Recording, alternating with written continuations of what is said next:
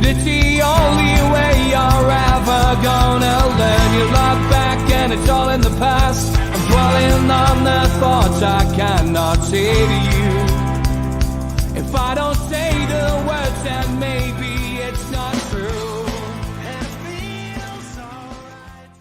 Good evening. Welcome to NUFC Matters with me, Steve Wraith. Geordies here. Geordies there on Wednesday nights with me, Mitch, George, Stu, Steve, and we're missing somebody. Who we're missing? We're missing Steve Hasty and we're missing Al Walid. Well, at least Al Walid has had the decency to send us a little video. Oh, how are the lads? How are the tune? Al Walid from Doha, Qatar. We play against Mexico tonight. Hopefully Saudi will catch England like last night. Congratulations against Wales. Great win, and I believe England will be qualified at least to the final. This is my expectation, and hopefully Saudi maybe we'll go to quarter final. Who knows? Maybe win against Mexico tonight and play France. Anyway, this is Al Walid, NUFC Matters. How are the lads? Cheers, Steve.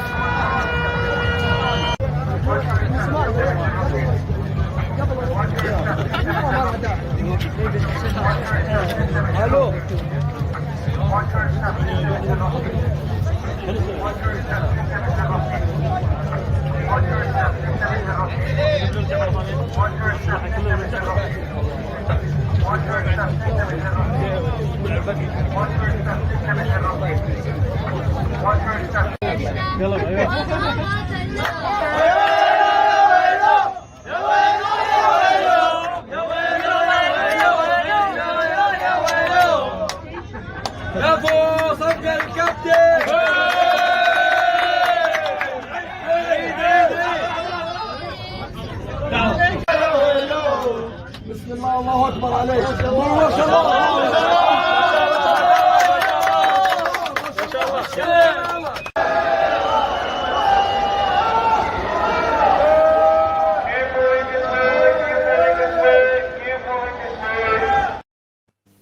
Fantastic. There, a roving report there from Al Walid. Good luck to the Saudi mags. Good luck to the Saudi mags. That was brilliant. Fantastic. And that just shows you a little insight into the World Cup from Al Walid. So thank you for sending that, mate. Steve Hasty still sipping a pina colada somewhere, or has he been finished off, Mitch, by you and your session this weekend? Well, I think he managed quite admirably, really, to be fair to the lad. On a scale of 1 to 10, how did he do? How did he do, Stu, do you reckon? He's certainly on a high 8. He definitely paced himself, did he? So he did the hours fair play to him. Well done. Well, that's good. He survived. That's the main thing. We'll have Steve back for the Amigos on Friday night as he enjoys a little bit of downtime. Let's start with England. Mitch, we're through. We knew we were through. We've won the group comprehensively. 9 goals scored. And it's weird, isn't it? Because the 6-2 win, everyone was on a it's coming home. The 0-0 draw against America, everyone was like, oh, Southgate out. And now a 3-0 win against Wales, and we're going to win it again. This is England. This is Gareth Southgate is sometimes only able to be brave, if you ask me. And I think that's what did him in the Euro final against Italy. We went 1-0 up, and we had an opportunity in 20 minutes where we could have easily gone for a second, and that would have been game over. They wouldn't have come back from that. But he went into his shell. He sort of took himself away, and he goes back and reverts to trying to play it safe. And I think that's exactly what he did against his objective against the US. Was I'll get the 4 points, and then that pretty much will see we're through one way or the other. And that's what he did. And it's tournament football. I understand it. I understand some of the thinking behind it. I get it. But if he'd been a bit braver against the States, because we were awful, it has to be said. And then when he had to kind of go for it a little bit against Wales and made the appropriate changes in terms of getting Foden involved, and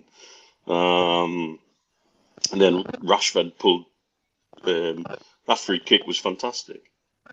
So I think when he's able to be brave, the results speak for themselves. But there's always that worry is this the game when we're going to go back into our shell a little bit? But you threw in first place. You can't argue it. They put the Welsh away quite comfortably in the end. All this talk from them about how they're not afraid and they're going to enjoy putting out and this, that, and the other. And you're listening to guys who barely play in the bottom end of the Premiership, let alone the top end of the Championship, telling you what you're going to do. When you look at the squad, there should be more than enough talent to do a hell of a lot on a world stage from England there. And so, they at least lived up to that last night. So let's see what the next round against Senegal will be an interesting test. They're no mugs. And win that one, and then let's see where we go from there. But, yeah. And I have to say, on the back of that report from Al-Walid, isn't it fantastic how universal a language football is? You get people from anywhere around the world sticking together in their colours on the metro and they start singing. They cannot stop themselves. And it is something about football that was wonderfully universal, that crosses boundaries and does all sorts, and I love it. George, don't forget you can ask George halfway through the show. Get your questions in. I've got somebody who sent us one in via Twitter today. I will come to that. But George, your take on the England game and the first three group games? Well, Neil sums it up nicely, but for me, the American game sums up Gareth Southgate and his attitude to tournament football. You mustn't lose, and that's what he did. And unfortunately, it nearly backfired because we were awful in the end of the day. And players who in the first game looked like world beaters, including our own Trippier against America, looked very ordinary because they were playing a different style to what they used to. They were off the front foot again and having to think just about defending. And that's not the style for some of these players. It just was so frustrating as an England fan to see what we could do in the first game, the 6-2, and then what we could do in the game against Wales when we decided we wanted to. And Foden showed why he should be in the team. There's no question about that. Plus, I would say that while everybody says, and Southgate himself says it would be very brave to leave Kane out, I think Callum Wilson shown in the cameos he's had that he could easily lead the England line with a great deal of pace and threat and very unselfishly. Twice or thrice he could have just gone for a welly and tried to get a goal himself, and he laid it off the people who he could see were in a better place. So that's been good for me to see him playing fully fit, which he obviously is now, but also with the pace that we know he's got, frightening defenders, which was great. As to Wales, well, I think there was a little bit of payback, I think, for them cheering against us in the Euros the last time when they were celebrating our defeat in their own dressing room. I think one or two of the lads decided that, in fact, I suspect Southgate used that as before his match talking, saying, remember what this lot did? They cheered at us and watched us crying on the pitch at the Euros. Well, it's their turn now, and it certainly was. Disappointing to see some great players, possibly, although he denies it's not, like Gareth Bale playing his last international match. He says it's not. But after that display, I don't know where he's going to go to, what he's going to do to pick that back up again. And similarly with Joe Allen, I think that was evidence that he's come to his peak. So good things and sad things, but overall, England have put themselves in a strong position. The question is whether or not we have the guts, the will to really give it a go. Today's game, the Australian game, I don't know if you've all watched it, but the stats for Denmark were unbelievable. 70% possession and 600 passes and so many shots and everything overwhelmingly better than the Australians. But the Australians had two things. They were together, playing for each other, and they had the balls to give it a go, and they certainly did give it a go. Well, let's hope England have that in the next game that we play, so that we're together and we really do give it a go instead of sitting back and waiting for something to happen. Stu, over to our one Scottish fan on the panel. You know, look, they got through, mate. Wales were poor though, weren't they? I think Malcolm MacDonald, when I did the live with him last night on stage, said the two worst teams in the tournament so far are Wales and Qatar, and I don't think he was wrong. I think Flat is quite confident of that's the level of Wales because they offered absolutely nothing in any of the games. We've got a little sound issue with you. I'm not sure if everyone else is hearing that. I've got a bit of a sound issue with you. Stu, is it? Yeah, we can't hear you. Yeah. I tell you what, Stu, I'll let you sort your sound out. I'll go to Steve and come back to you, mate.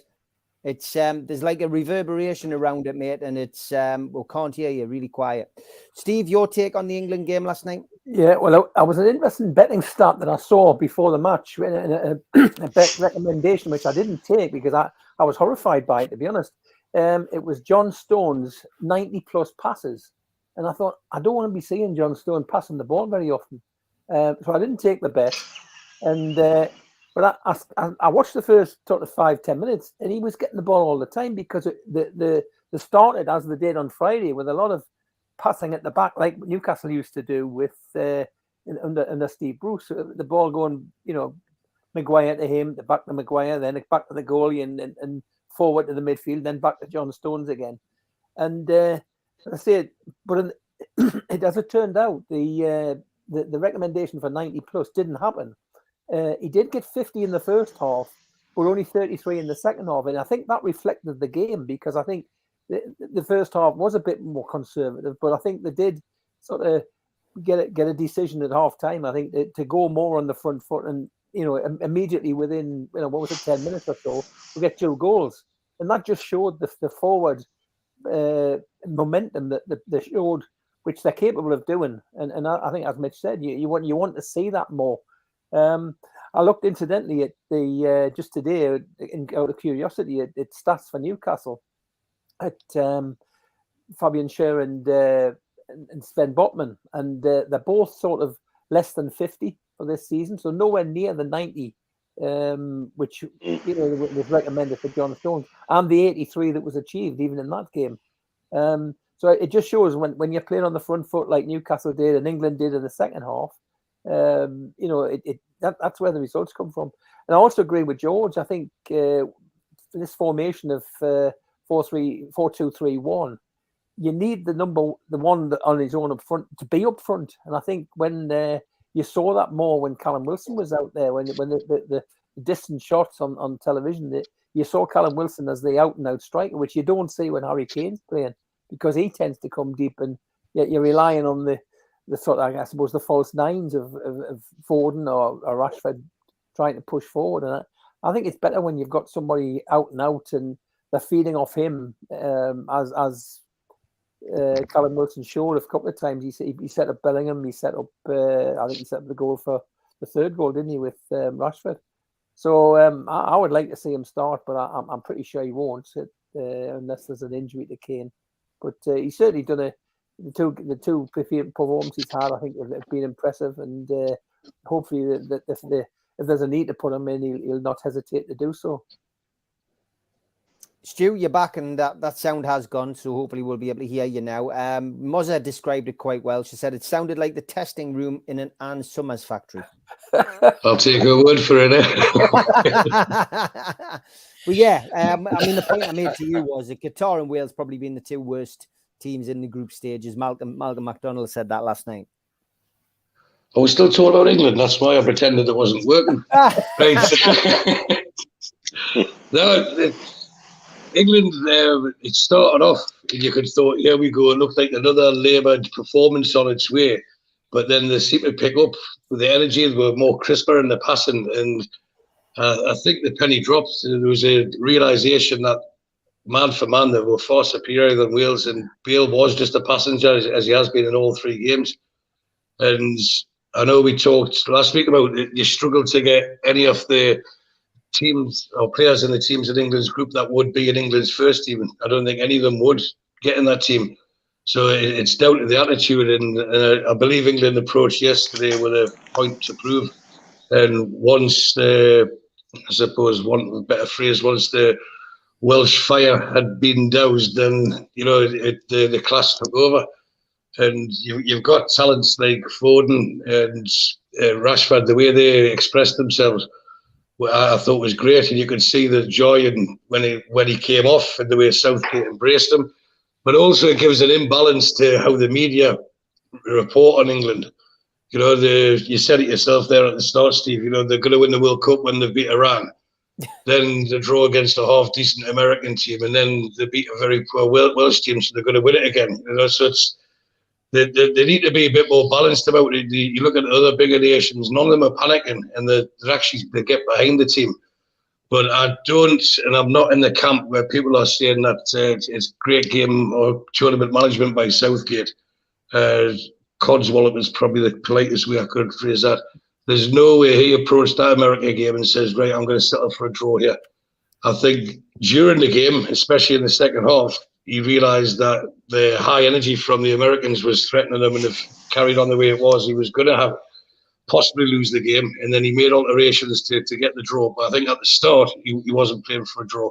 I don't think he's got the nous or the tactical nous anyway, or I don't think the players he's got in his team would go for that. Let's get a draw against America, because the players know how good they are.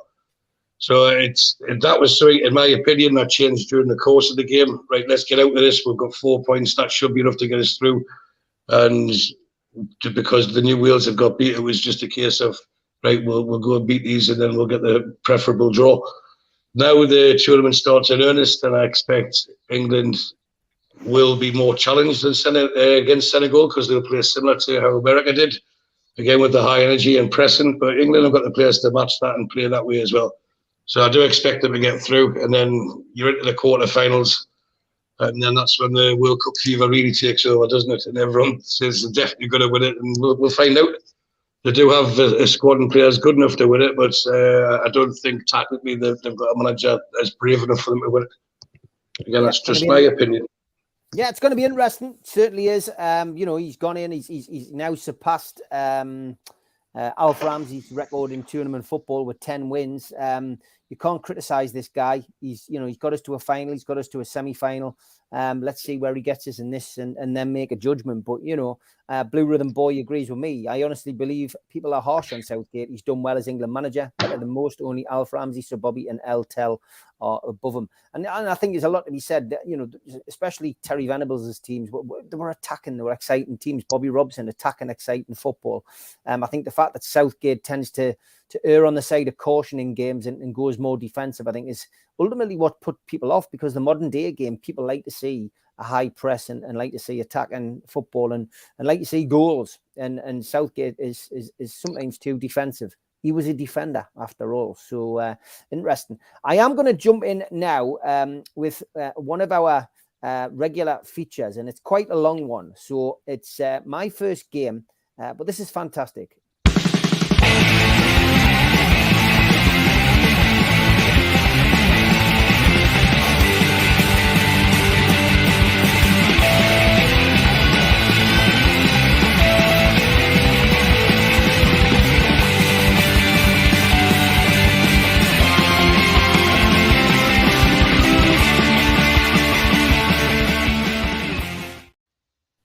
So obviously my first game, I ask you to send in your memories of your first game watching Newcastle United. And sometimes people just send in a couple of paragraphs. Sometimes people send in a couple of lines. But Helen Craig, thank you so much for sending such an in-depth and personal experience. She says, Steve, I'm not sure how else to share my first game, but hope you don't mind me messaging you on Facebook. It's a little long-winded, but I'll give it a go. In 1974, Cup final, I was 6.5 years old and didn't really have any idea about football. But the final had a lasting impression for a different reason. My dad, who was always calm and assured, had all of us, 2 brothers and me mum, up early to the sound of the FA Cup single blasting out of the speakers, scarves and rattles at the ready, and full of plans about the day. We had to walk around to my grandparents' house as they had a coloured telly, and we didn't. Truth be told, I wasn't that bothered, but I could feel the excitement. What happened through the day totally changed my football life forever. I've never seen my dad so furious, and I don't think I'd ever heard him raise his voice before. I was totally stunned, and I remember watching him more than the game, but knew that I'd never seen him so furious. Bear with us, because I've got to flick over the page here. I was totally stunned and remember watching him more than the game, but knew that I had to start getting into it. He was obviously disappointed beyond words, but all the way home, I continually asked him questions. And from then on, it was me and him on a Saturday, checking the scores, me running for the pink and hoping we'd win the pools. Over the coming years, I was desperate to go and watch, but my mum wouldn't allow it. Too many hooligans, she said. But now we get to my first match. In January 1983, my oldest brother was allowed to take me to see Newcastle United take on Brighton in the FA Cup replay. We were in the Leazes corner, and I could hardly breathe. We were so crammed in. It was the best day that I'd ever had. I know we got knocked out, but the match was so exciting. All those missed chances and goals chalked off for offsides and fouls. Bear with us. I've got to turn over the page again. I came away from the match like a totally different person. Obsessed doesn't do it justice. I went to every home game from then on and eventually became a season ticket holder in 1991. I left to live in Abu Dhabi in 2013, so I gave it up. Watched from afar like so many, but have now, April, when I write this, returned. No chance of getting another one now, but following and loving football life more than ever. Thanks for doing all the shows and hopefully reading my story. Helen. P.S. Me and my dad, who's 83, still talk about football every day. Helen, that was absolutely fantastic. Bravo. And Bravo, Helen. To take the time to sit and write something like that and send it in to us, that does touch the heart. And as you've seen from the lads' reaction there, that was thoroughly enjoyable for them as well. So anybody else, if you're at home and you've got a memory or you've got something you want to share, take your time like Helen, send it in via Twitter, send it in via the Facebook page, contact me direct on my social medias, and we will go through your first game.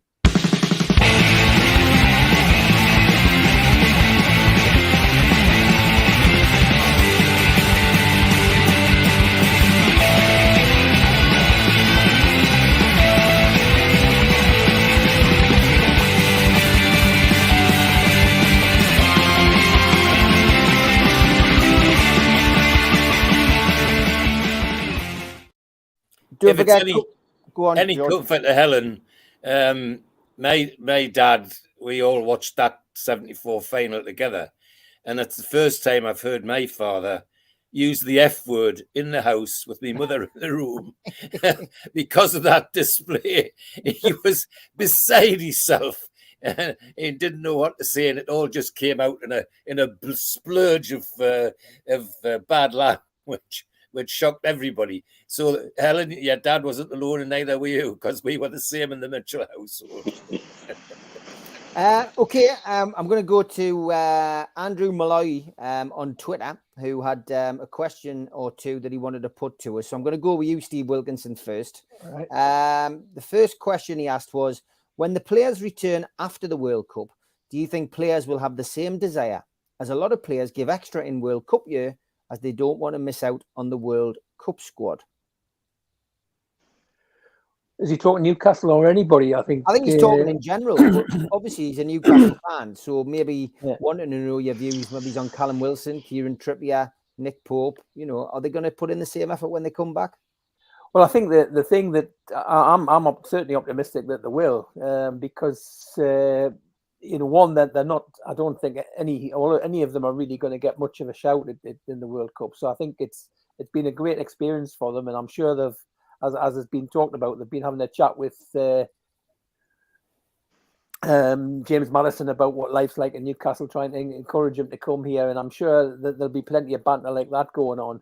But I suspect the position we're in the league, third top, is the incentive to come back and want to get involved and move to the next level, because we cannot have a better position to build on, particularly with the first two games, or even 3 games if they're back. Whether they all come back and play in the Bournemouth game, I don't know. Whether they'll give depends how far England get, but they could be finished on Sunday. But I'll give them benefit of the doubt that they'll get through that one at least. But I think the position we're in the league and the project that they're bought into, I don't think there's any problem. It could work to our advantage with other clubs though, because I think if players are coming from other clubs in the world, and whether they've got to the later stages or not, and they're coming up against us and wanting to get back in the league, it may affect them negatively. I don't know, but I think the overall project at Newcastle will inspire them to want to push on and build on it and go into the big game for me coming up, and it's a few games away, is what could be a top of the table clash against Arsenal in the beginning of January. I'm hoping that we can carry on with the unbeaten run until then, and that becomes a really significant game. I think it's about the second week in January.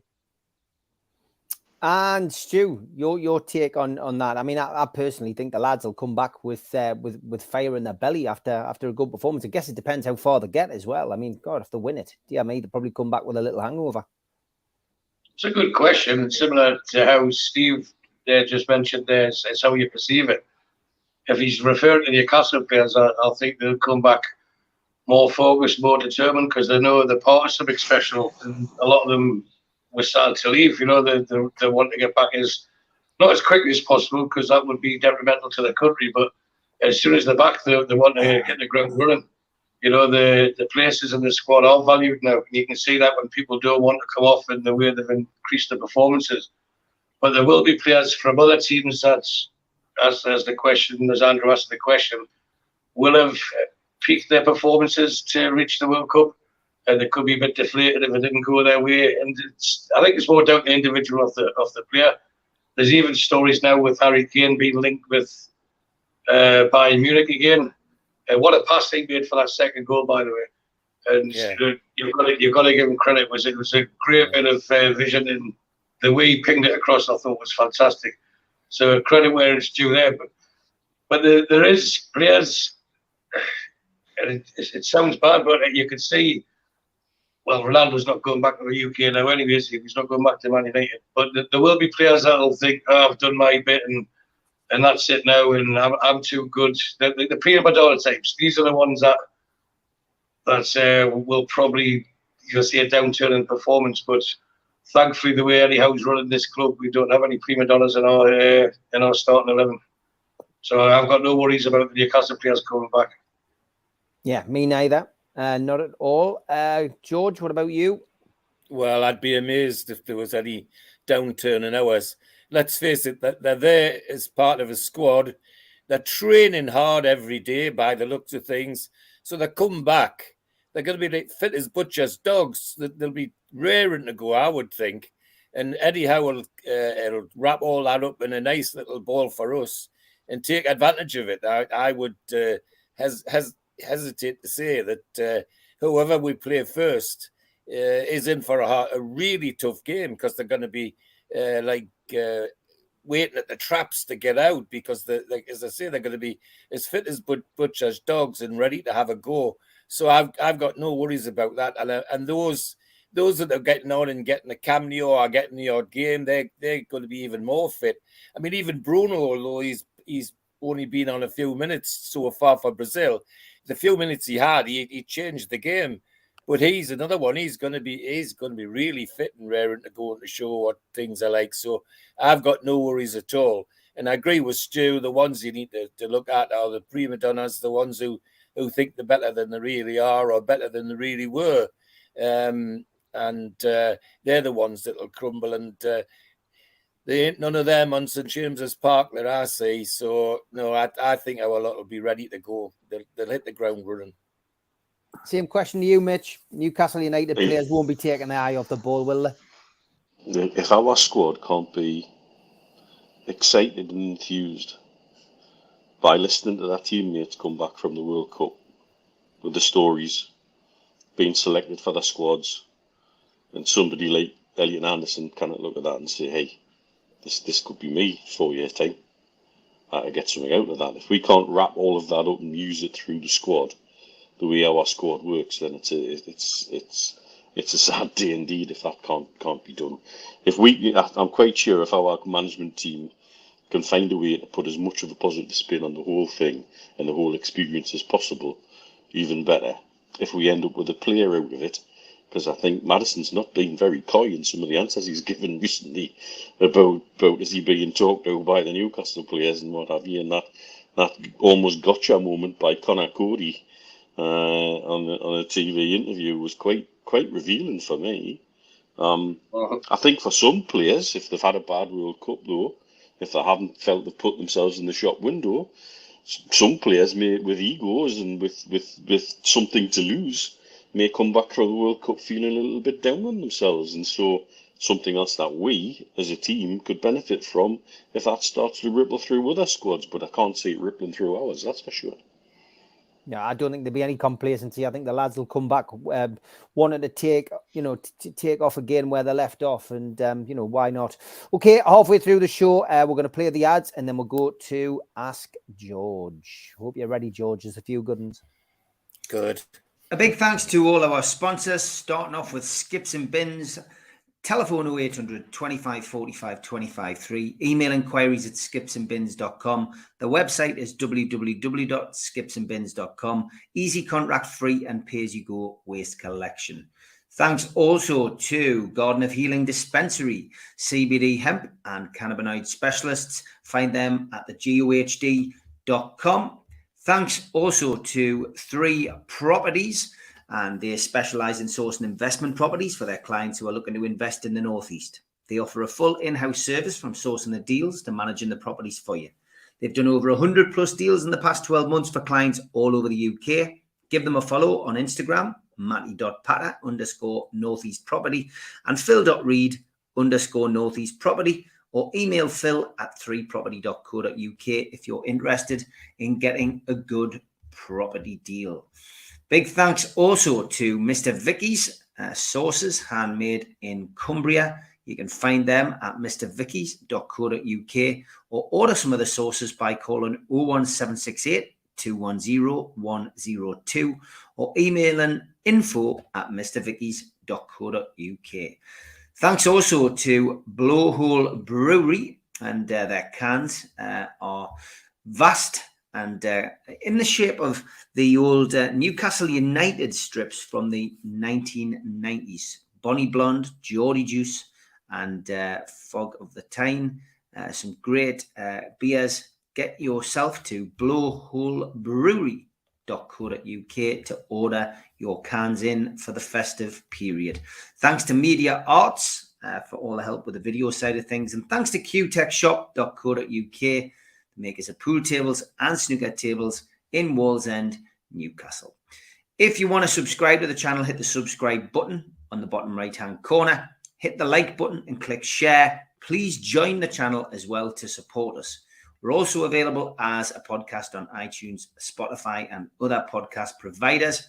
If you want to join the channel, you can use this QR code or just go to nufcmatters.com and look for membership pack. If you join in that particular way, you get a scarf, a cup, a pen, and a membership card, and entry into the monthly draw. We also give you a free car sticker. All you need to do is subscribe to the show and then email john@nufcmatters.com to claim it. We also support the food bank on this channel, nufcfansfoodbank.co.uk.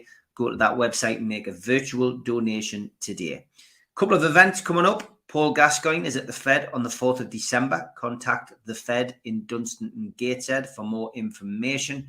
And Peter Beardsley, 20 tickets left for this, is at St. Dom's Catholic Club in Newcastle on the 10th of February next year. Contact St. Dom's via their contact details on their website or on Twitter. If you're looking for a Christmas present for a Newcastle fan, you can go to badboysbooks.net. You could order a copy of Enemy from the Bender Squad to the Gremlins, or the last remaining copies of Black or White, No Grey Areas by Lee Clark and Will Scott. If you're looking for a Christmas jumper for your night out, go to nufcmatters.com. and get your Bruno jumper today. Okay, time for Ask George.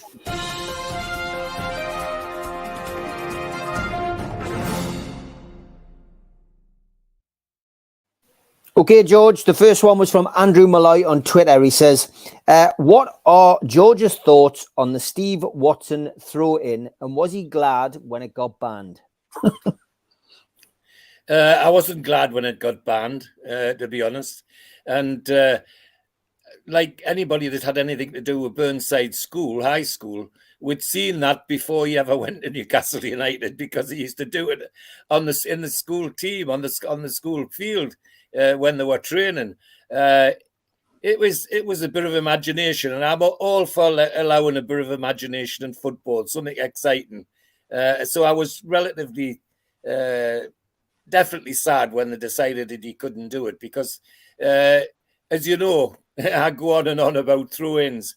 If you can tell me what's worse than Steve Watson's throw-in with the somersault and throwing it in, then some of the ones that are supposed to be real throw-ins now, I know which I prefer. So no, I think it was great, and a bit of intuition, a bit of skill, different skill, gymnastic skill with football.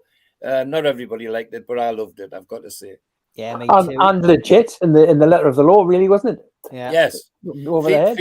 Feet were all over the head. On the Feet ground. were behind the line. Yeah. You watch some of the rubbish that's on there during this World Cup.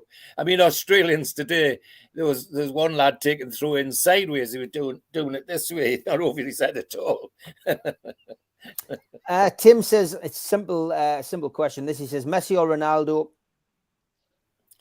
Oh, on balance, Messi, he's I don't know. I mean, I like Ronaldo as well, some of the stuff he's done, but overall, if you look at the range of goals, the styles of goals, the free kicks, etc., Messi's done a lot. I mean, Ronaldo's done an awful lot as well, so it's difficult to separate them. But on balance, I'm a Messi fan, I've got to say. Gary says, a question for George: which law would he implement, and which law would he change? Oh, that's a good one. Well, the one I would implement is fairly. I've just been speaking about it forever and ever. I would make them take throw-ins properly in the right place. I mean, today, watching their matches today, I don't think there was a single throw-in that was taken from the right place. All was 5 or 10 meters further up the field, and that was so that would be the first one I would implement hard. Which would I get rid of? Oh, I'd get rid of the new offside thing. This thing that allows play to go on until the player touches the ball and then the flag goes up. Well, how many players have been injured? How many things have gone wrong because the linesman didn't put the flag up? I think we need to get back to the fact that when the linesman sees somebody offside, up the flag goes and everything stops. Because at the moment, we're risking players, and goalkeepers in particular have really a risk of being injured because they don't put the flag up till the player goes and gets the ball. That nonsense to me. Offside's offside, and put your flag up. Okay. Roger says, did you play with John Cowan, George? No, I don't think I did. No. Okay. No, I know who he means, but I didn't actually play with him. No. And Ian Toon Trader, England related question, says, would you play Foden for England on a regular basis? He's our best player. Well, he's answered his own question by saying he's England's best player. But you would play him, yeah? I think, yeah, absolutely. He's a talented young man and very keen, but he's got to be given his head to play his game like his club manager does. It's no good tying him into some sort of defensive standoff. He needs to be allowed to be on the front foot and attacking the people that we're playing. Okay, last questions from Tom Dixon. He says, do you think Bale will retire from international football? Well, judging by what he's said in the interviews I've seen here, he doesn't seem to have any intention to. But I hope he does. I want to remember the Gareth Bale that got Wales through, the Gareth Bale that scored magnificent goals, magnificent headers, free kicks. He's done a lot. But he's in a danger if he stays too long. All that'll get forgotten, and they'll just remember the ponytail and nothing else. Okay, that's great stuff. Thank you for everyone sending your questions in. We do that every Wednesday with George, so thanks for sending them in. That's an interesting one from BT. Federico Fernandez is said to be in talks to rescind his contract as he hasn't been of any use because he's been struggling with fitness. Ish told him that they don't want to continue with his services. It's quite a sad end to his career because clearly there's something the matter with him when he was at Newcastle. We'll combine these two questions, Mitch, from George and from Sutty. George says, a question for the panel. If the new owners are building the 100-story skyscraper, how many floors have been built so far? And Sutty wants to know, can we read anything into the Maddison interview joining NUFC? Can you see some of the young players we've been linked to joining in January? So let's combine the two. How big's the skyscraper at the minute, Mitch? And do you think we'll sign Maddison? We're just past the foundations. And can you read anything into Manson? They've definitely been talking. There's something going around that squad for Cody to do what he did. There's enough of a wind-up happening between the players, and in a good way, that there's no doubt there's chat. Because there always has been and always will be amongst squads. Do I think any of those signings will come to fruition in January? Yes, if the right deal's done. I've said this over and over again. Must be like a broken record. If the deal's right, if the money's right, they'll make the money available and they'll do the deal. It's as simple as that. And if it's not right, they won't do the deal. And so I think as time ticks on, we're moving into a very interesting position now with things happening off the pitch with certain clubs. To the point where Barcelona have pretty much admitted today they're not going to be signing anybody. How many other clubs are going to be in trouble from an FFP perspective over the next couple of months? And we're not. And we're in a position to sign people. And so therefore, we've got this unique opportunity to knock on somebody's door and say, come we'll help you. Come we'll help you. So, you know, I think this is it's a very, very interesting window coming up for a number of reasons. Yeah, George, what's your take on the Maddison situation? Do you think that the interview that he gave to one of those England podcasts gives you any positive signs? I mean, he said there's been a bit of banter between them. Oh, yeah, if he choked Cody off, I would have looked other ways, but he didn't. He took it in good part, and he was laughing. So clearly, whatever's been said, all been said in good part. And I suspect that every time he gets anywhere near our three, they keep giving me a reminder. I mean, there's a lovely picture on Twitter, on a number of platforms, of him and Wilson walking out onto the pitch together to start training.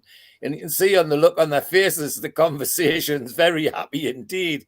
So I wouldn't be surprised if Maddison came. But Neil says it as he always did. If that's who we want, they'll make their mind up and they'll just go and do it, or not do it if he decides he doesn't want to. And as regards the skyscraper, again, we're 12 months into an adventure that could last, I hope, 20 years. I mean, so we are just at the foundations, and what a set of foundations we're laying for a very, very bright future.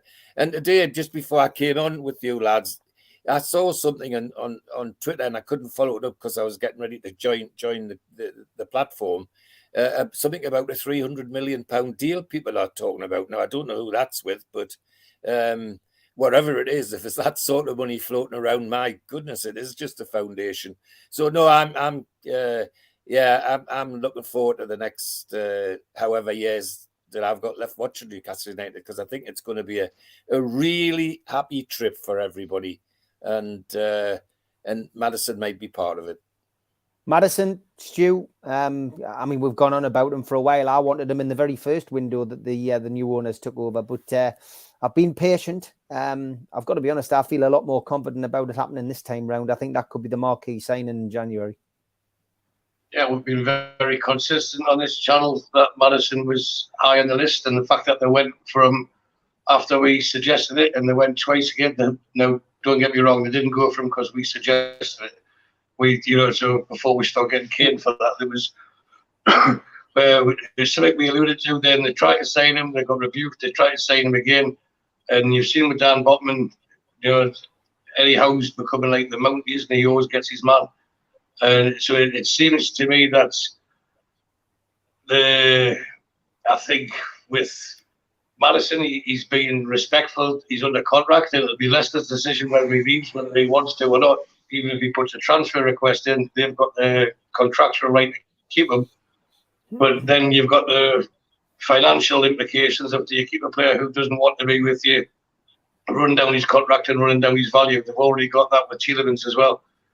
So I dare say that the fact that Leicester have finished the second part of the first half of the season, if that makes sense, strongly, it's sort of dampens any relegation talk about them. So to me, I think it's been a good thing, and it gives them more likelihood to sell him. But I'll be surprised if he's not a player in a black and white shirt by the end of January. Regarding the skyscraper, what level are we at? I think we've done the excavation, we've done the viral compacting, and we've done the piling, and then the plans are. And for those who are in the construction industry, the building goes up very quickly after that. Each floor goes up very quickly, and we're in a position to go up. Now, to answer what George asked there regarding this 300 million, I think that was someone was asked regarding Monster and what sort of sponsorship could we expect on the front of the shirts. And this week I heard a rumour that it may well be Saudi. After initially we were told Aston Martin, it may well be Saudi that will be the shirt sponsor. So we'll find out. But whoever it is will be paying top dollar, but they'll also be justified as well, just to get through all the trap doors that were set for us. It's like a game of snakes and ladders, isn't it?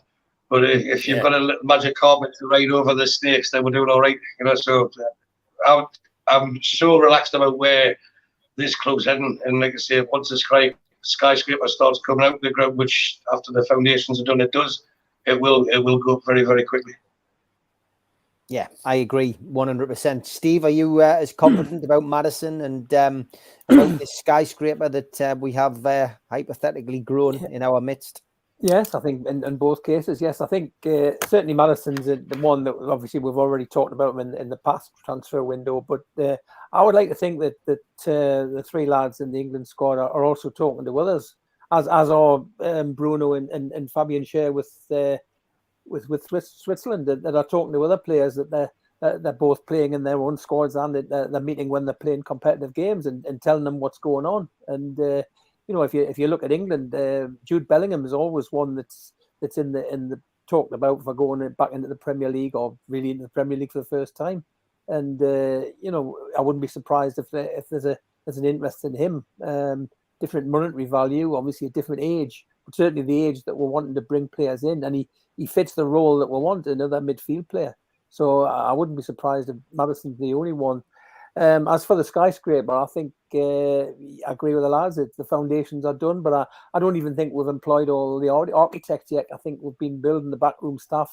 We've brought some of the builders in the last two transfer windows, but meanwhile, all the time we're getting the architects that are designers, and I don't even know if they know yet how high the skyscraper is going to be, and it can be a pretty big one, I think. I don't think there's any. Is there any limit on Newcastle? Have you got to be lower than the Civic Centre or some rule like that? You put a lot of. I tell you what, being last, Stu, you see, sometimes you give a lot of thought to that answer, Steve. I had all the plans. I could see the 3D model and everything the way Steve described that. I don't think we'll get a Burj Khalifa or whatever it's called. Burj Khalifa. He's been to my school of pronunciation, Steve Wilkinson there. You began with a K. Well, Cody Gakpo is another name that keeps getting mentioned. Yeah, I've seen that one as well. BT mentioned Marcus Thuram, who's in January. His contract's due to expire in the summer. There's loads of potential, but I think, yeah, go on, Mitch. There's one thing has happened which could be related to Jude Bellingham this week, is that Birmingham had the equivalent of a payday loan taken out on the instalments that were due on Bellingham from Dortmund, and they've paid that off out of the blue this week. And they've paid it up and got rid of it, which could suggest that they've had a tip off from Dortmund that he's being moved in January and they're going to get another windfall. There's some sort of accounting move being made by Birmingham in respect to the Bellingham fees, but it may be something, it may be not. Okay, well, we'll wait and see. It's going to be exciting coming up January. As every transfer window now is exciting. It does have to be said. FA Cup draw was made. Steve Wilkinson, start with you. Sheffield Wednesday away. Happy with that? Yeah, I think so. It's games from the past. Really, Sheffield Wednesday were many years ago when they were equivalent with us. They had mass support. I suspect they still do. Be interesting playing at Hillsborough. I think it's not the size of the ground when it was, but I think it's about 35,000. I was checking the rules on how many tickets we get, because it's more than the normal 3,000. I think the FA Cup is now 15%, so that's going to be about 5,000 Newcastle fans there. So that'll be a hell of a following to go down. It's not very far, so I'm sure that we'll have our full contingent down there. League One, third division, you would expect to beat those teams, and the way we're playing now, you expect to be able to do that. And I think they'll put out a strong team, and we'll go look to go forward into the next round. Stu, it's another opportunity to progress in the cups, and it's something we've not been able to say for a while. It'd be great if we got a cup run on both fronts. It'd be fantastic. And you look at this, although it's away, and Sheffield Wednesday are a bigger team than Cambridge. I think we've got a greater expectancy this season than we did last. So it's not always with like getting humbled at home last season by Cambridge. It's sometimes playing against lower league opposition can work against you. You can psychologically take it easier, take your foot off the pedal, but I don't think this team, this squad, the way they've continue to improve this season will do that, and whoever takes the pitch, I think they'll have far more than enough. And there'll be a big away following. It's not too far, so if you're not getting a home draw, I think this is probably the next best thing. It would have been great to get Sunderland, wouldn't it? But there's time for that. There's time for that yet. But I would have loved to have had them even at their place and stuck about 5 or 6 past them. But Sheffield Wednesday, We'll take that. I'm happy with that, because then you have Man City, Chelsea. The draw has been kind to us, and all the stars are lining for us to at least get a Wembley appearance in the final this season. So far, so good. Certainly feels like that, George. The stars are aligning, says Stu. I've got to be honest, I feel like that as well. The way the League Cup draw has happened, and I think we'll get an opportunity to win a cup this year. Me too. And I think what I like about the Sheffield Wednesday draw is that they're a proper football club, if I can put it that way. They're with a proper old-fashioned ground, but we've always had a really reasonably good relationship with Sheffield Wednesday. Just not the police. Sorry? Just not the police. Not the police, the police no. have got they're a little bit shocking, yes. They've been a little bit too handy back in the day. Well, I remember being on bus, going away on a bus trip, and the bus being searched by South Yorkshire Police when they pulled into the services. So, yeah, exactly. But I've got to say that the only time I fell out with Sheffield Wednesday was when we were in the promotion year, when we got the 5,000 tickets or something, and they charged 45 quid for them, which I thought was a bit over the top. So I hope they don't see it as an opportunity to make money, but who knows? But I like the draw. It's a good challenge and gets you off to a good start. But I can't see we're falling at this hurdle as we have so many times in the past. So it's good. And the Bournemouth one, well, I think you said it, Steve. I think that opens the door for us to for a trip to Wembley. Definitely do. anyone watching the Poland-Argentina anthems might want to take a photograph of the Polish manager. I've got a bit of a lookalike there from one of the three amigos. You might be able to see it. Like, George is saying, yeah. Okay, somebody send that in. There's a lookalike for you. Mitch. I wonder who that was. I wonder who that could be. Over to you, Mitch. The cup draw is a good one. Sheffield Wednesday away. It at least keeps one on my toes, and we've got to genuinely earn it. It's not a game we're going to go into and think, oh yeah, this is a rollover, this is a walkover. We know we're going away to a decent club who have a decent ground, and it should be a reasonably full ground, and we're going to have to earn it. I don't think that's a bad thing. It could have been a much, much worse draw, so I think you take it in good faith, and it certainly won't be for the lack of having the right mental attitude when we go there, because I think you'll have to go well up for it. So yeah, happy enough for that. All right, Mitch, prediction for England's game against Senegal, which of course takes place 7 o'clock on Sunday.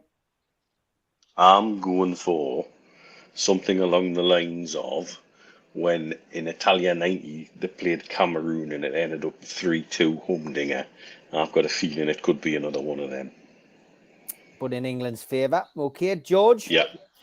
I think I'll go for a penman in England's favour. I think surely this time he'll bite the bullet and have a real go. Can I finish off with a cup story as well, a real story? Go on. Did any of you watch the Derby Newport County match on the television the other night? I didn't. No. Well, I did. And when Derby scored their first goal, the camera went into the Derby crowd, and right at the front of the crowd there was this woman with flame red hair and a black and white hat on and a Derby scarf, really giving it large because they'd scored a goal. Well, when it went off, I suddenly thought, hell, that's Anne-Marie. That's one of my cousins from Derby. And then when the second goal went in, they did exactly the same thing. And I was able to confirm, yes, it was Anne-Marie, my cousin from Derby. So the football rivalry and friendship between me and Derby's still alive and well, I've got to say. So a penman for me, for England. A penman for you. Penman, is it a penman for you? No, I would just want George mentioned South Yorkshire Police. I think we should take Northumbria Police down to Sheffield Wednesday because they took money off us for Steve Bruce, and there's been a robbery, hasn't there? But I think that we. Ooh, can you delete that? I said we when I was talking about England there. I think England will win.